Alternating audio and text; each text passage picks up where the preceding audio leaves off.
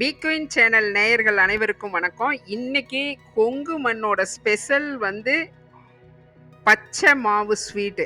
அதாவது அ அதாவது செட்டிநாடு உக்காரை அப்படி ஒவ்வொன்றுக்கும் ஒரு ஸ்பெஷல் மாதிரி கொங்குக்கு வந்து இந்த பச்சை மாவு வந்து ஸ்பெஷல். அதுக்கு வந்து 2 கிலோ பச்சரிசி, 2 கிலோ பொட்டுக்கடலை, 2 கிலோ வந்து வெல்லம், குண்டு வெல்லம், அப்புறம் 1 1/4 கிலோ வந்து அஸ்கா சர்க்கரை எடுத்திருக்கேன். இதை வந்து நம்ம வந்து இந்த பச்சரிசி 2 கிலோவை சுத்தம் பண்ணினதை ஒரு பாத்திரத்தில் நல்லா சேர்த்துக்கலாம். இதை வந்து இது மாவு பச்சரிசின்னு கேட்டு கடையில் வாங்கணும். நம்ம ரேஷன் அரிசியெல்லாம் இது ஆகாது. அதனால் மாவு பச்சரிசின்னு கேட்டு வாங்கி அதை நல்லா ஒரு 4-5 தடவை கழியணும். சுத்தமாக கழிஞ்சி நல்ல சுத்தமான தண்ணி விட்டு நல்லா ஊற வச்சிடணும். ஒரு 4 மணி நேரமாவது அதாவது ஒரு 2 மணி நேரம் ஊறினா போதும். இதுக்கு நல்லா ரெஸ்ட் விட்டுடலாம். ஒரு 2 மணி நேரம் ஊறினோடனே நம்ம அந்த அரிசியை எடுத்து பார்த்தோம்னாவே தெரியும். நல்லா உடஞ்சி வந்ததுன்னா அது ஊறி இருக்குன்னு அர்த்தம். இப்போ வந்து நம்ம 2 மணி நேரம் கழித்து பார்க்குறோம். அரிசி நல்லா ஊறி இருக்கா அப்படின்னு செக் பண்ணிக்கலாம். பாருங்க, உடச்சி பார்க்கும்போது அரிசி நல்லா ஊறிடுச்சு. அதனால இதை வந்து போதும். இதை வந்து நல்லா வந்து ஒரு ஸ்டெய்னர் வச்சு இதை நல்லா இந்த தண்ணியை சுத்தமாக வடித்து எடுத்துடணும். இது வந்து இன்னும் கொஞ்சம் சேர்த்து ஊறினாலும் ஒன்றும் பிரச்சனை இல்லை. அது நல்லா உணர வச்சு தான் நம்ம மில்லில் கொடுத்து அரைக்கணும். அதனால் இப்போ ஊறின அளவு போதுமானது. இப்போ ஒரு ஸ்டெய்னரில் இந்த மாதிரி அரிசியை நல்லா ஸ்டெயின் பண்ணி அந்த தண்ணியை நல்லா வடிய விட்டுறலாம். ஒரு 5 நிமிஷம் விட்டோம்னாவே அந்த தண்ணியில் இருக்கிற அந்த அரிசியில் இருக்க ஈரம் வந்து எல்லாம் கீழே வந்துடும். இது வந்ததுக்கப்புறம் ஒரு ஒயிட் கிளாத்தை வந்து நல்லா விரித்து விட்டு அந்த அரிசியை நல்லா பரப்பி விட்டு ஒரு ஃபேன் காற்றுலையோ அல்லது வெயில்லன்னா உடனே டக்குன்னு எடுக்கணும். இல்லைன்னா ரொம்ப காஞ்சி போயிடக்கூடாது. இது ஈரமாகவே இருக்கணும். கொஞ்சம் கையில் பிடிச்சு கீழே விழுந்துடணும். அந்த அளவுக்கு அரிசி வந்து அந்த ஈரப்பதம் உணர்ந்துருக்கணும்.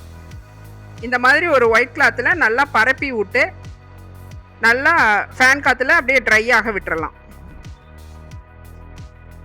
இதுக்கு மாவு பச்சரிசி தான் இதுக்கு சூட் ஆகும். நீங்கள் ரேஷன் அரிசி வந்து கண்டிப்பாக இதில் மாவு ஆகாது. இது அப்பப்போ கிளறி விட்டுறலாம். அந்த ஈரப்பதம் எல்லாம் போகட்டும். பாருங்கள், இன்னும் கொஞ்சம் பிடிக்குது. ஒரு கிளறி விட்டு ரெஸ்ட் விட்டுறலாம். நார்மலாக இந்த மாதிரி இருக்கும்போதே பேக் பண்ணினோன்னா இப்போ இருக்கிற வெயிலுக்கு வந்து நார்மலாகவே அது உணர்ந்துடும். கையில் நம்ம நாம்பி பிடிச்சு பார்க்கணும், ஒட்டாமல் வரும், கீழே விழுந்துடும்.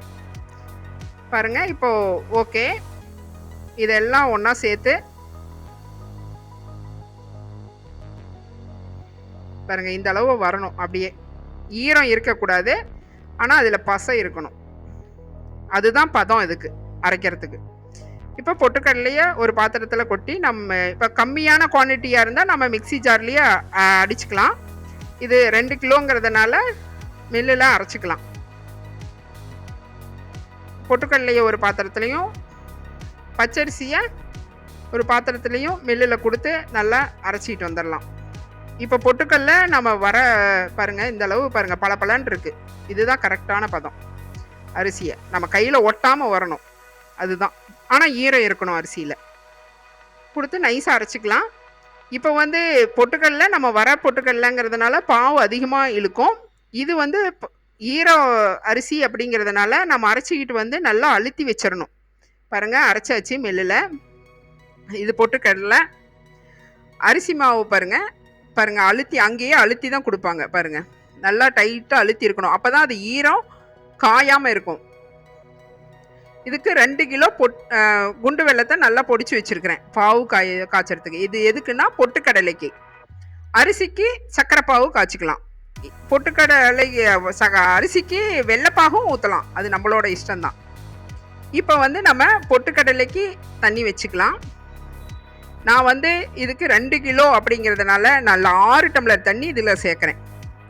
அதுக்குள்ளே ஏலக்காய் ஒரு 100 கிராம் ஏலக்காய் இதுக்கு தேவைப்படும். ஒரு 75 கிலோ கிராமாவது தேவைப்படும்.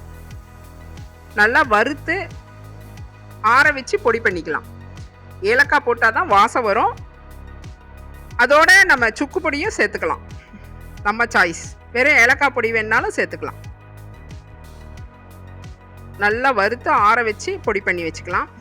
இப்போ நம்ம ஒரு 6 டம்ளர் தண்ணிக்கு, ஏன்னா பொட்டுக்கடலை வந்து ட்ரையாக இருக்கிறதுனால பாவு எச்சா இழுக்கும்.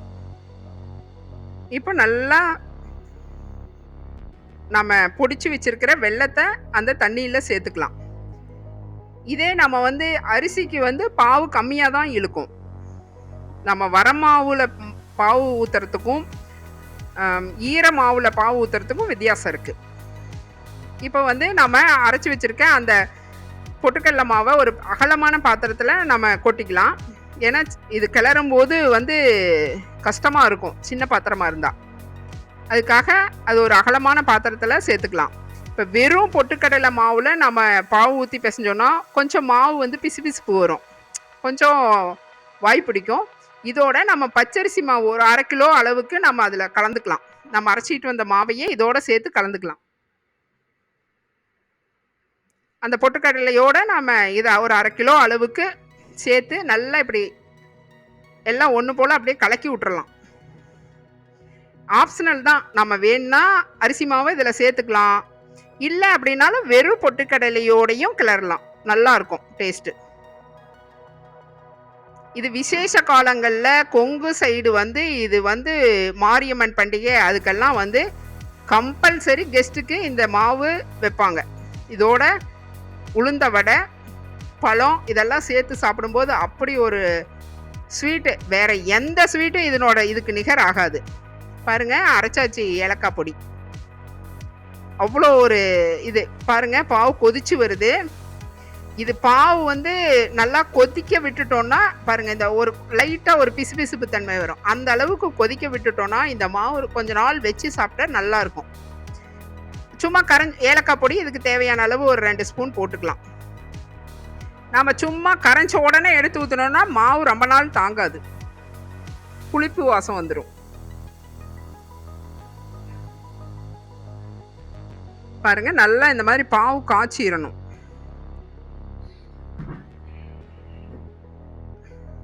நல்லா அந்த பிசு பிசுப்பு தன்மை லைட்டாக வரும் பாவில். அப்போ அது கரெக்டாக இருக்கும். அந்த அளவு காய்ச்சினா போதுமானது. ஓகே, இது ரெடி ஆயிடுச்சு. நம்ம பக்கத்துலேயே அடுப்பில் சுடுதண்ணி கொஞ்சம் கொதிக்க வச்சுக்கணும். சப்போஸ் இந்த கடலை மாவுக்கு பாவு பத்தலை அப்படின்னா சுடுதண்ணியை மிக்ஸ் பண்ணிக்கலாம். பாருங்கள், ஊற்றி நல்லா கிளறி கொடுக்கணும். இது கிளறி கொடுக்கறதுல தான் கட்டி பிடிக்காமல் பாவு பத்தாமல் போயிட்டாலும் கட்டி பிடிச்சிக்கும். அதனால் நல்லா கிளறி கொடுக்கணும். ஒரு குச்சியோ அல்லது துடுப்போ அந்த மாதிரி ஏதாவது ஒன்று வச்சு மத்துக்கட்டை இருந்தால் கூட போதுமானது. நல்லா பாருங்கள், இந்த மாதிரி கிளறி கொடுக்கணும். பாவு வந்து கரெக்டாக ஊற்றிக்கணும். எச்சா போயிட்டாலும் கொலகொலன்னு போயிடும், கம்மியாக போனாலும் கட்டியாக வரன்னு ட்ரை ஆயிரும். பாருங்கள், அந்த பாவு மீதி இருக்கிற பாவெல்லாம் ஊற்றி சரியாக போயிடும். அதே அளவு வச்சிங்கன்னா கரெக்டாக போயிடும். பாருங்கள், இந்த அளவுக்கு பாருங்கள், இது கரெக்டான ஒரு ஸ்ட்ரெச்சர். இது உருண்டை பிடிக்கிறதுக்கு கரெக்டாக வரும். பாருங்கள், சூடாக இருக்கு, கொஞ்சம் ஆற விட்டு பிடிச்சிக்கலாம் வெது வெதுன்னு. இந்த அளவுக்கு பாவு வச்சிங்கன்னா கரெக்டாக இருக்கும். ஏன்னா இது வரமாவுங்கிறதுனால கண்டிப்பாக பாவு எச்சா பிடிக்கும். பாருங்கள், இந்த மாதிரி உருண்டை பிடிச்சி கெஸ்ட்டுக்கு வந்தால், இது நல்லா சாப்பிட்றவங்களா இருந்தால் ஒரு உருண்டை இல்லைன்னா பாதி உருண்டை வச்சு இலையில வைப்பாங்க. இது வந்து கம்பல்சரி, எங்களுக்கு இது ஸ்பெஷல். இதை வந்து கடலை மாவு அப்படின்னு சொல்லுவாங்க. பாருங்க, புட்டு காமிக்கிறேன், சூப்பராக வரும். சாப்பிட அவ்வளோ ஒரு டேஸ்டாக இருக்கும், அல்டிமேட்டாக இருக்கும். இது எங்கள் ஊர் பண்டிகைக்கெல்லாம் இது வந்து ஸ்பெஷல். இப்போ பச்சரிசி மாவை பிசைஞ்சிடலாம். இதுக்கு வந்து இந்த மாவு எல்லாம் விழா காலில் புரோட்டீன் சத்து அதிகம், அப்போல்லாம் இதைத்தான் இது பண்ணுவாங்க. இப்போ வந்து நான் ஒரு 2 டம்ளர் தண்ணி வைக்கிறேன். இப்போ வந்து நம்ம இதில் எப்படியா இருந்தாலும் ஒரு 1.25 அளவுக்கு பச்சரிசி மாவு இருக்குது. அஸ்கா சக்கரை நம்ம இதுக்கு போட்டுக்கலாம். ஒரு 1.25 அளவுக்கு 1.5 படி அளவு நான் எடுத்துக்கிறேன். நீங்கள் வேணா குண்டு வெல்லமே கூட யூஸ் பண்ணிக்கலாம். நான் வித்தியாசமாக இருக்கும், இது டேஸ்ட் நல்லா வெள்ளையாக இருக்குங்கிறதுக்காக இந்த அஸ்காவை வந்து எடுத்துருக்கிறேன் அரிசி மாவுக்கு. அளந்து வச்சுக்கோங்க. நல்ல தித்திப்பாக டேஸ்ட் வேணும்னா இந்த அளவு, இல்லை இனிப்பு உங்களுக்கு கம்மியாக வேணும் அப்படின்னீங்கன்னா நீங்கள் இதிலேருந்து அளவு ஒரு 1/2 கிலோ அளவுக்கு கம்மி பண்ணிக்கோங்க. நான் நல்லா ரெண்டுமே தித்திப்பாக இருக்கணுங்கிறதுக்காக இந்த அளவு எடுத்திருக்கேன்.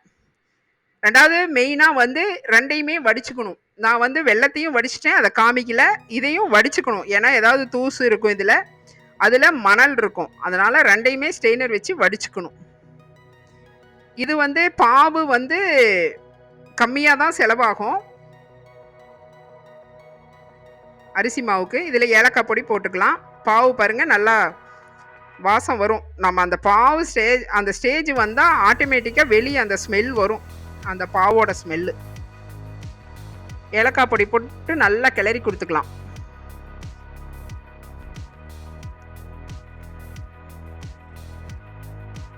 இது வெறும் தனி பச்சரிசி மாவு நம்ம கிளறது. நம்ம இதோட எதுவும் மிக்ஸ் பண்ண போகிறதில்ல. கடலை மாவும் தனியாகவும் செய்யலாம். பாருங்க, பாவு ரெடி ஆயிடுச்சு. இப்போ இதில் ஊற்றி கிளறி கொடுத்துடலாம். இதுக்கு கொஞ்சம் போல் பாவு பார்த்து தான் ஊற்றணும். நம்ம ரொம்ப எடுத்து கவுத்துட்டோன்னா அப்படியே ரொம்ப கொலன்னு போயிடும். அதனால் பார்த்து தான் இது கிளறி கொடுக்கணும். கொஞ்சமாக ஊற்றுனாவே இது வந்து எல்லாம் ஈரமாவு தானே. இது அரிசி நம்ம தண்ணியில் போட்டு தானே செஞ்சோம். அதனால் பாவு கண்டிப்பாக கம்மியாக தான் ஆகும். நான் ஊற்றின மாவுலேயே கொஞ்சம் பாவு மீந்து போச்சு, அதோட கம்மியாக தான் செலவாகும். பாருங்கள், இந்த அளவுக்கு வந்துடும். பாருங்க, இந்த அளவு உருண்டை பிடிக்கிற அளவுக்கு வரும். கொஞ்சம் ஆற விட்டு பிடிச்சோன்னா இன்னும் வந்து கம்மியாக தான் உருண்டை வந்து இன்னும் டைட் ஆயிரும். பாருங்க, இந்த அளவு வந்துடும் அரிசி மாவு உருண்டை. இது பியூர் பச்சரிசி மாவு உருண்டை.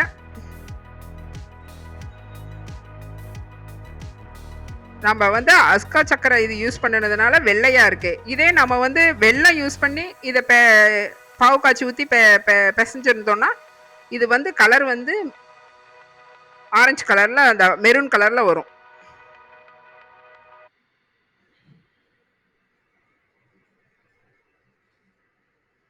பாருங்க, உருண்டை பிடிச்சா அப்படியே நின்னுக்கும்.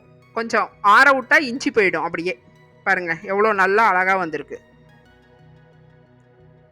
இது பச்சரிசி மாவு உருண்டை நல்ல டேஸ்டா இருக்கும். இதோட சுக்குப்பொடி வேணாலும் கலந்துக்கலாம். பாருங்க, இது பொட்டுக்கடலை மாவு, அது பச்சரிசி மாவு. பார்க்கவே அட்ராக்ஷனாக இருக்குது பாருங்க.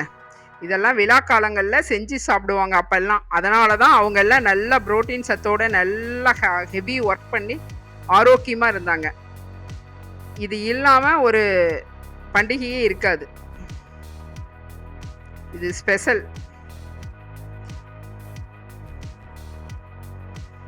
கரெக்டாக ஆறும்போது நல்லா இஞ்சி போயிடும் மாவு. பிடிக்க வந்து உருண்டை பண்ண கரெக்டாக இருக்கும். நல்லா சாப்பிடவும் நல்லா சாஃப்டாக இருக்கும். இந்த மாதிரி நல்லா நிறைய குவான்டிட்டியாக இருக்கிறதுனால நம்ம இப்படி நிறைய செஞ்சு வச்சுக்கிட்டோம். நீங்கள் கம்மியாக வேணும்னா 1 டம்ளர் அளவு வச்சு, அதுக்கு தகுந்த அளவு வச்சு செஞ்சு சாப்பிட்டு பாருங்கள். சுவை அப்படியே ஒரு எந்த ஸ்வீட்டுமே அந்த அளவுக்கு வராது. இதுக்கு வந்து நம்ம வந்து எப்படி சாப்பிடுவோம் அப்படின்னா, பாருங்க, ஒரு சின்ன உருண்டையாக எடுத்து வச்சுக்கிட்டோம். அதுக்கு ஒரு பழம், எந்த பழம் வேணால் எடுத்துக்கலாம்.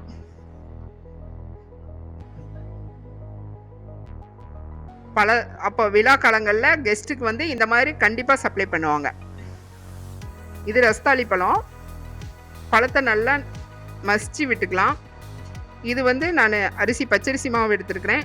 இதோட நம்ம இன்னும் வந்து கெஸ்ட்டுக்கு வந்து உளுந்த வடை செய்வாங்க, இனிப்பு வடை. அது இதெல்லாம் நல்லா ஸ்பூனில் நல்லா கலக்கி விட்டுக்கலாம் இலையில. இதோட வந்து நான் கடலை மாவும் கொஞ்சம் சேர்த்துக்கிறேன். ஃப்ரூட் மிக்சர் பண்ணி சாப்பிட்ற மாதிரி இந்த மாதிரி மாவு மிக்ஸ் பண்ணி சாப்பிட அவ்வளோ ஒரு டேஸ்ட்டாக இருக்கும். இந்த சுவை வந்து நீங்கள் எவ்வளோ ஒரு பேக்கரியிலையும் சரி, எவ்வளோ 5 ஸ்டார் ஹோட்டலில் சாப்பிட்டீங்கனாலும் இந்த சுவையை அடிச்சுக்கவே முடியாது. இதோட வந்து நெய் ஊற்றுவாங்க, உளுந்த வடை சேர்த்துவாங்க, அப்புறம் நாட்டு சக்கரை அல்லது தேன், இந்த மாதிரி ஏதாவது ஒன்றா உள்ள மிக்ஸ் பண்ணி அப்படியே அந்த உருண்டை பிடிச்சி சாப்பிட்டாங்கன்னா பாருங்கள், நான் தேன் கலந்துக்கிறேன் அதோட. இதோட நாட்டு சக்கரை சேர்த்துக்குவாங்க, நெய்யும் சேர்த்துக்குவாங்க. இந்த உளுந்த வடை இது எல்லாம் சேர்த்து பிசைஞ்சு அப்படி சாப்பிடும்போது அதில் இருக்கிற சத்தே வேற லெவல். இதெல்லாம் ஸ்பெஷல் ஃபுட்டு. உண்மையிலேயே இது அவ்வளோ ஒரு பெஸ்ட்டான ஃபுட்டு. விழா காலங்களில் இது கம்பல்சரி இருக்கும். இதே மெத்தடில் நீங்களும் வீட்டில் செஞ்சு சாப்பிட்டு பாருங்கள். பி குயின் சேனலில் இதே மாதிரி ரெசிபிஸ் இருக்குது, செஞ்சு பாருங்கள். சேனல் பிடிச்சிருந்தால் லைக் பண்ணுங்கள், ஷேர் பண்ணுங்கள், கமெண்ட் பண்ணுங்கள், சப்ஸ்கிரைப் பண்ணுங்கள். மீண்டும் அடுத்த வீடியோவில் சந்திக்கலாம். நன்றி, வணக்கம்.